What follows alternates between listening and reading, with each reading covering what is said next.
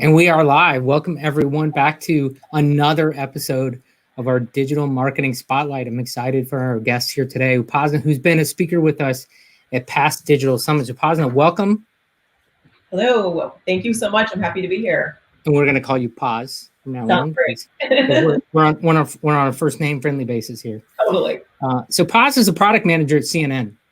She develops and optimizes the technological infrastructure that empowers CNN.com. Impressive.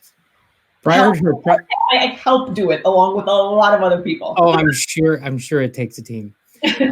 Prior to her product management role at CNN, Paz worked in SEO for a decade and has architected, executed, and managed the organic search strategies for PC Mag, Mashable, Ford, Valvoline, Mars Pet Food, Dr. Pepper Snapple, and others.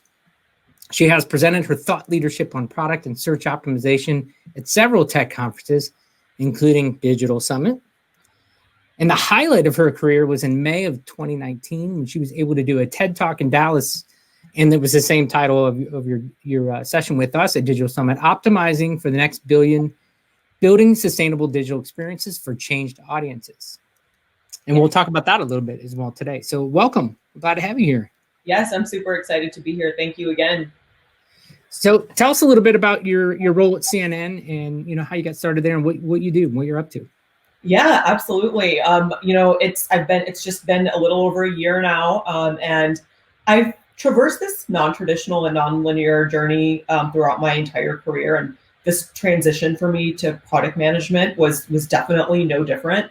Like you mentioned, I worked in SEO and data science and digital strategy for a little over a decade, but I was ready to kind of start a new phase and a new chapter of my career. I was really hungry to move into a more challenging problem-solving role that worked in a more complex interdisciplinary manner. I was also really itching to work for an organization and a product that was able to impact at a global scale, and that was meaningful to me personally. I honestly had no idea what that next step was or what it looked like, but once I started to have the discussions with my mentors, three of them individually in separate conversations all immediately suggested product management to me. And long story short, one of my former colleagues, who is now my boss at CNN, reached out to offer to create this product management role for me at CNN, and I was just utterly blown away and grateful every day that I was able to come into the organization and build out and help to build out this new team. And so my role at CNN on the product management side, it's kind of a dual pronged. First, I am the first product manager on the e-commerce team at CNN, which is a brand new capability within the organization. And secondly, it's to help develop and optimize the new content management system for CNN Digital. That all the journalists use to make their content visible to the world.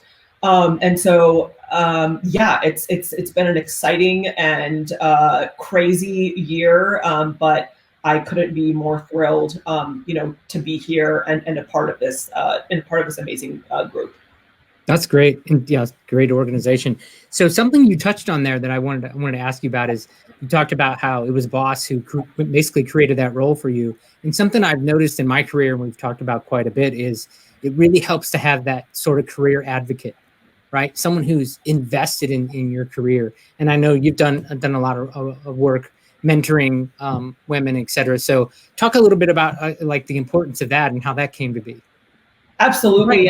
And I think that is it's a great segue, because my transition into this role is also a true testament to the importance of building a strong network and strong allies and mentors, and also how men in leadership roles can and should be great allies for diversity and inclusion in the workplace. I've been extremely fortunate in my career over the past 10 years to have had just very impactful and profound mentorship that has truly, I think it's not only impacted and in a very meaningful way my career, but also accelerated the trajectory of it. I think it would have taken me a lot longer to get to where I am had it not been for those mentors that, like, very near selflessly guided me and challenged me and encouraged me and supported me throughout this entire journey. And so, I'm at this place in my career where I feel compelled to pay it forward and give back. And one of the ways I realized that I could make that type of impact pretty quickly was around and in the conference speaking circuit in the tech industry. It's a topic of conversation in every conference circuit. But we see it in not only the tech industry, but more profoundly in the tech industry, where the gender gap is a serious problem. And so, in one of my passion projects and missions that I've just kind of developed over the past year in the form of mentorship is to help women cultivate the confidence while also helping arm them with the information and resources they need to amplify our presence on those tech conference speaker rosters. And is that the Shine Bootcamp? That is a part of it, yeah. So, yeah, let's talk about that. Absolutely, I would love to, and I think there's a formal announcement, an exciting one, coming up soon. But there were some, steps, that we took to get up to that point. So this is just back in September. I decided to create this little workshop. I put it up on Eventbrite with a Zoom link, and I sat here in my office, and I opened it up to about 20 women. And again, it was a culmination, an aggregation of the resources and information based off of mistakes that I had made and my own learnings about applying for, pitching to conferences, creating proposals for them, how to go find events to speak at, and what to talk about. These are a lot of challenges that women face when they, when they think about speaking at a tech conference. And I realized that, this is also like a dual pronged issue. Step one is, that the inspiration is needed and required. But once you get past that point, there's this other roadblock of, well, where do I even go from here? Where do I start? It's intimidating. It's confusing. Every conference has its own protocols. But after applying for and speaking at tons of these over the past decade, I kind of distilled all that information down to several common denominators, put that all together, and made this workshop. So I did one in September. I had opened it up to about 20 or 25 people. It was in an hour. I noticed that I was getting messages from people saying, "Oh my gosh, it's sold out!" Like, it was always for free, so it was just like the spots being booked up. I opened it up from there to 25 to 40 to 50 to 75, and then I got very overwhelmed because I was like, I did not plan for this. So I capped it at 75. It was wonderful. Got a bunch of great feedback and tons of requests to do another one. So I did another one. I just did a repeat in the following month. I did that in October. Kept that open to 75 people as well. And then from there, I had a lot of different groups and individuals and parts of different organizations reach out to have me come in and do this workshop for their organizations. Search Engine Journal, Women in Tech SEO, Women in Tech, the group Women in Data. Shine Bootcamp is a speaker accelerator for women. And so I'm partnering with them to be an actual speaker coach while keeping my workshop kind of as like the stepping stone to kind of figure out if you want to go into the full-blown accelerator and while keeping it free. So, right. And that's kind of my main goal is I really want to keep this. It's like a 101 level class, and I want to keep it free and hopefully empower the women who come to that to go and seek greater resources. Yeah, it reminds me, I don't know if you've met Jen Capstraw, Women in Email. She was a guest we had a few weeks ago. Okay. Doing something very similar, helping professionals and the women in the email marketing space, get notoriety and be more to the email conferences. She noticed, she was telling me she noticed that one of the conferences she attended, the speakers were mostly, and the people in attendance were mostly men. and she said, "Hey, we need to get more women." So very similar to things you're doing, supporting STEM, Girls in STEM, a program you were a part of. The STEM, you were a STEM instructor, right, for Girls Inc. Yes, there was a couple of different groups. Girls Inc. was one of them. I did it in Dallas. I did it in Austin. And the mission of those was to bring more awareness to STEM education and careers at that younger age and grade level for girls. Because one of the issues that that's been uncovered and we're trying to like resolve is it's not a lack of interest amongst these young girls. It's just a lack of awareness and around opportunities. One example that I love to draw upon is, perhaps the young girl who loves fashion and perhaps thinks her only way into the fashion industry is to either become a fashion designer or a model. But Vogue needs engineers and data scientists and SEOs also. And it's more of, and there's nothing wrong with being a model or a fashion designer, but it is about opening up and expanding the awareness to these other opportunities in these like other industries as well, and that are STEM. So I particularly love that example because you can do both. And so I think at that level, like starting at that young age, it's just crucial to expose them to the opportunities, and then from there you can do whatever you want. Yeah, well said. And as a girl dad, I got to tell you, I have to do my research, et cetera. So I wouldn't be the father I could be without it. And there's an age there where girls they need that confidence. I should say young women. There's a period there where that confidence really needs to kick in. Absolutely. Yeah. We'll switch gears real quick. Let's talk about your TED Talk.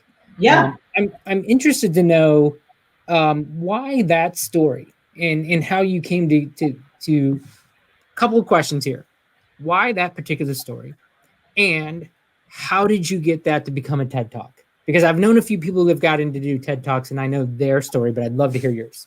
Yes, that's a great question. And I've actually used that story as a part of my workshop that I'm conducting. So I'll actually start with that because it's simple, and it links back to a conversation that we were just having and a question you just asked about, mentorship and your network. I was referred by one of my good friends to the group who was looking for a couple of more speakers to apply for this application process. And so it was nearly, I think it was like a little expedited of a process because it was a referral from a trusted peer and friend. And so again, true testament to like not the quantity, but like the sheer quality of the network and the relationships that you cultivate and foster over the course of your career, and making your goals and your mission aware. And people, and the more you kind of spread that, the more and more opportunities you have, that will organically kind of arise. The way that I came to my topic was from my own research, and it stemmed from a few years ago. I was doing a series of conference presentations around voice search, and there was a lot of debate in the SEO industry in particular about the relevancy of voice search. But one thing that the debate kind of failed to or neglected to take into consideration were non-United States insights. And so when I started to dive into the way voice search works outside of this country, outside of the United States, it was a drastically different ecosystem. And so I did a lot of research around how Google brought voice search, particularly to the Indian subcontinent, because it is such an expansive one in terms of language, and how they trained their machine learning algorithms to become so sophisticated that they could decipher the nuances of language between 15 different languages within the same country, several different dialects, and hundreds of different accents. And the biggest takeaway from all of that was there was drastic triple-digit growth of the adoption of voice search outside of the United States, especially in third world countries where literacy rates are much lower, where there's a lack of education and resources, that are more poverty ridden because they don't know how to read or write, but they do have access to cheap Android cell phones. They have much more crappier internet. They're on 2G. So, the United States does not stand for technology and the way it works at a global scale. In the United States, we have iPhones and 4G and 5G and the brand new Apple Watch, but that is not how the rest of the world works. So especially if you're working for an organization of a global audience, you have to take into consideration those audiences of billions of people and populations and demographics of billions of people. And they function and live very differently, even though technology is ubiquitous. The way that they consume and use it is drastically different. So they're using search everywhere in India because the majority of India resides in rural areas. So they have these, again, the cheap Android cell phones. They're on 2G technology. And so the crux of my TED Talk was think bigger, think globally, and if we're developing technology and products and platforms that are supposed to serve the greater good is not just like our United States persona, like the technology user in the United States. That's one persona of so many. And so it was more of like a talk to encourage people that are my peers in technology, product managers, and engineers and designers to think bigger and globally.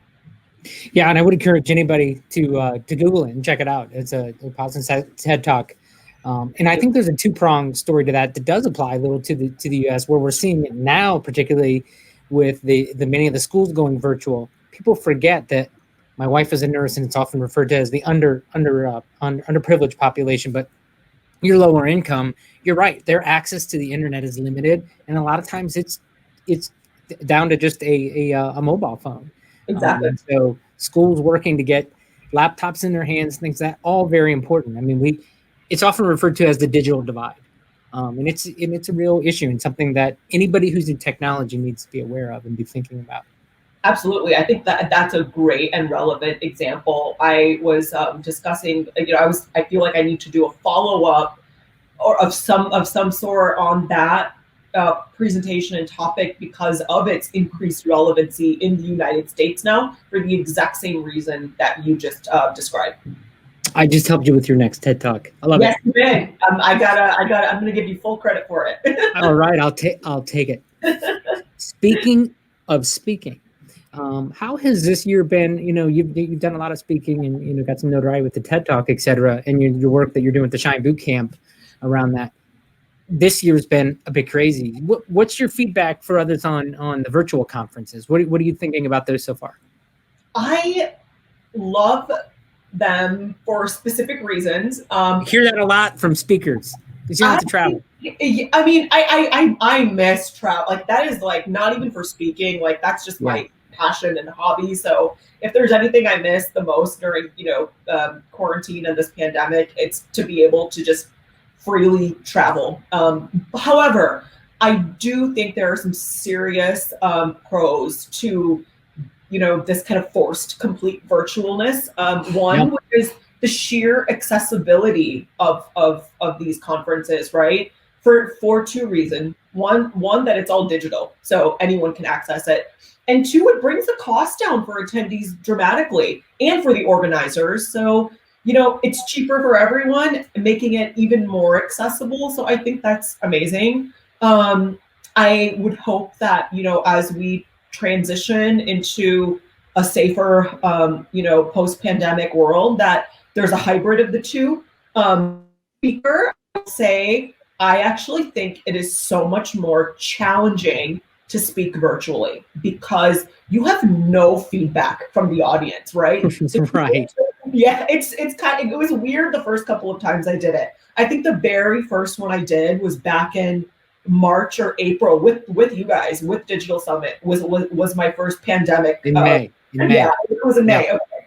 That was the first one I did, and again, lots of presentations, lots of conferences, lots of topics, but it was so different to sit in my living room by myself with no audience and just hope that people are listening to what I say and it's resonating. When you're on stage, you get feedback and cues from the audience, and it kind of keeps you going. And there's energy in the room. You can be a little more candid and impromptu with the way that you deliver your content, because you'll think of things as you're walking on stage, or you might see like a group of people really nodding their heads at something that you said, so that might trigger a question to the audience. You don't get any of that right behind the computer screen. So I mentioned this in my workshop too to women that it's, you have to be really confident. It's like a different level of confidence to speak virtually because you don't have feedback. With that being said, it's just practice makes progress. So, you get better at it over time. And now it's, near everything is virtual. So it's almost just second nature now. Yeah, and then the other thing I've done a lot of speaking to is you learn to make eye contact with the crowd. Like you said, you see feedback, and people love that. And I find just you got to make sure you're staring at that camera the whole time, and it can totally. I mean, so, and this is better because at least I can see you. So I'm I have someone right. to talk to. You got someone. Yeah. Yeah, I think people who attend the summits might feel a little awkward if we ask them to turn their cameras on. Totally. You never know what you're going to get in the background. Yeah. We've all heard some bad stories about Zoom meetings gone wrong, so we don't want to do that. So you mentioned about you missed the travel. It's a little hectic. So we're going to segue a little bit into something I know that you're really into, and that's meditating. And I saw that you put on Twitter that you're having a think week. Yes. You got out some books and you're diving into that. What's that all about? So this is it stemmed from my watching the Bill Gates documentary. It's on Netflix. It's fantastic. I mean, he's just a mesmerizing human being to me since I was a child. And so the Think Week term is coined by him. He does it, I think, 2 or 3 times a year, where he goes to his beautiful cabin in the Pacific Northwest and totally secludes himself for a week, and completely free of technology, and just a stack of books and some pens and paper and just elimination of all distractions. So it really was music to my ears, because it combines 2 things that I'm deeply passionate about: self-improvement. And one is this concept of deep work, which Cal Newport is an amazing author. He wrote a book about it.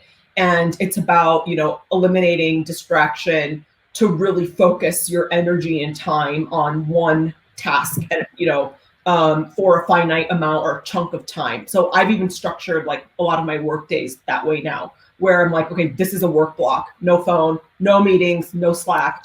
And then the other part of it that Think Week kind of brings in is Vipassana meditation, which I've been a practitioner of for a few years now. And you might have heard about it because Jack Dorsey did one, and then it became really cool, but they've been around forever. And it's basically a 10-day silent meditation retreat. They happen all across the globe. So I've done a few of those.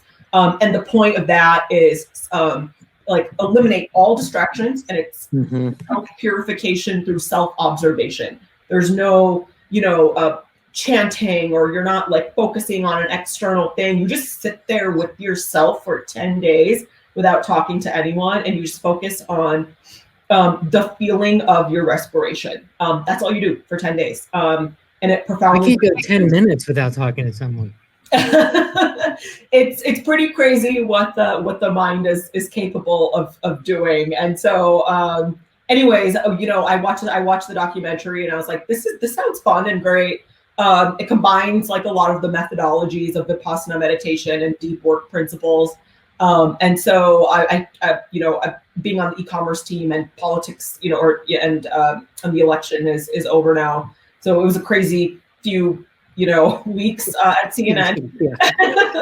And so I'm on PTO right now. And so, I'm very fortunate that my home is like in a nice wooded, beautiful area. So it's already like a kind of a respite from the city. So I'm just doing it at home as a staycation. And this is my only break of like technology is like, okay, I'm going to come down here into my office and have this chat with you. And then I'm going to go retreat to the room upstairs to go back to just reading. Well, I feel honored that I was one of the few that you talked to for the 10 days. I'm not doing 10 days. I'm done doing 10 days. Oh my God. I know. I'm doing like 3. Hey, this was fantastic. We're going to go ahead and wrap up. We're getting close to our time here. Reminder to everyone, we've got another digital summit at home with awesome speakers like Paz. And you can check us out, digitalsummit.com. Our 2021 schedule is also out. So if you stop by our website, again, digitalsummit.com, please check out the schedule and hopefully we'll see you at an event with us there. Again, December 8th and 10th next week. This was a pleasure. I'm glad you could join us. And we hope to see you at one of our summits in the future. I absolutely am sure I will be there soon. Thank you so much again. This was great. Excellent.